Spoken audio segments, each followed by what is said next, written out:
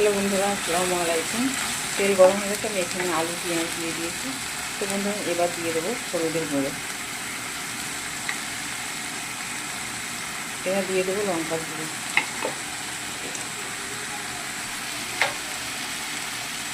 এবার দিয়ে দেবো লবণ।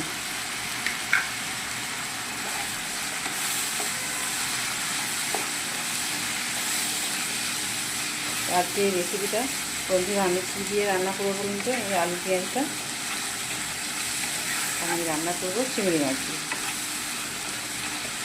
আর এটাকে একটু ভালো করে কষিয়ে নিলে খেতে ভালো হবে বন্ধুরা।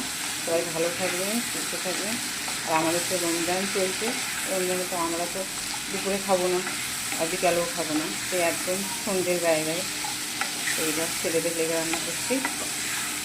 ওরা ছোটো ছেলে, ওদেরকে তো খাওয়াতেই হবে।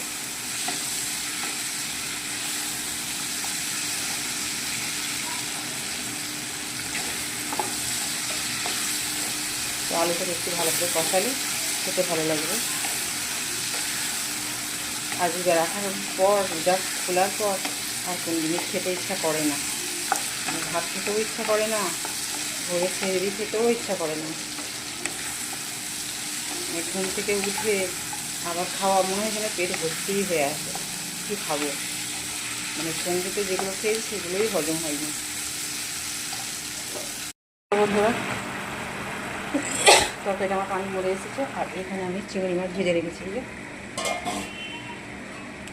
চিংড়ি মাছ ভেজে রেখেছি লাল করে। তো চিংড়ি মাছ দিয়ে দেবো। খাবে তো ছেলেরা।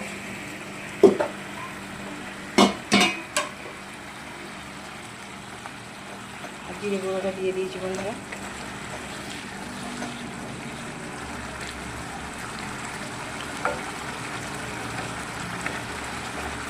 এই চচ্চড়িটা দিয়ে ভাত খেতে বেশ ভালো লাগবে। আর আমাদের ছেলেরা ঝোল ঝালা অত খেতে পারে না, চচ্চড়ি হলে আর ভাতে একটু ঘি দিয়ে দিলে দেয়, আর সেই স্বাদ যাকে বলা একবারে কী বলবো, সেই স্বাদ। সেই দেখুন দেখতে কত সুন্দর হয়েছে, লোভনীয়, খেতেও দারুণ হবে।